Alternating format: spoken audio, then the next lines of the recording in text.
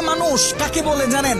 যে তার নিজের কলিজা ছেঁড়া কষ্ট ভাতের লোকমার সাথে প্রতিনিয়ত গিলে খায়, তাকে ছেলে মানুষ বলে। একটা ছেলে যখন বড় হয় সে তার নিজের বাবাকে গিয়ে এই কথাটা বলতে পারে না, বাবা আমি প্রচুর পরিমাণে ডিপ্রেশনে আছি, আমি অনেক সমস্যার ভিতরে আছি, আমার একটু তোমার সাপোর্টটা দরকার, কারণ তোমার ছেলের তুমি ছাড়া এত আপন তো আর কেউ নাই। বাবা তোমার ছেলের মাথায় একটু হাত বুলিয়ে দাও, সামান্য সময়ের জন্য হলেও তোমার ছেলেকে একটু বুকে টেনে নাও। তুমি যদি একটু আমাকে তোমার বুকে টেনে নাও তাহলে আমার কষ্ট অনেকটা কমে যাবে। ছেলেরা এই কথাগুলো কখনোই তাদের বাবাকে গিয়ে বলতে পারে না। ছেলেরা কখনো নিজের মাকে জড়িয়ে ধরে কান্না করতে পারে না, because people say boys don't Cry. ছেলেদের মুখে কান্না মানায় না, এ কারণে ছেলেরা নিজে কষ্টে পড়লে কাউকে একটু কান্না করেও বলতে পারে না। খুব খেয়াল করে দেখবেন, একটা ছেলে খাবার খাওয়ার আগে যে কখনো প্লেটটা ধুয়ে খাবার খায় নাই, এই ছেলেটাও নিজের সবটা দিয়ে চেষ্টা করে নিজের ফ্যামিলি, নিজের প্রিয় মানুষটার মুখে হাসি ফোটানোর জন্য। অনেক ছেলে দেশে পরিশ্রম করে, অনেক ছেলে প্রবাসে বছরের পর বছর নিজের ফ্যামিলি, নিজের প্রিয় মানুষের মুখে হাসি ফোটানোর জন্য পড়ে থাকে।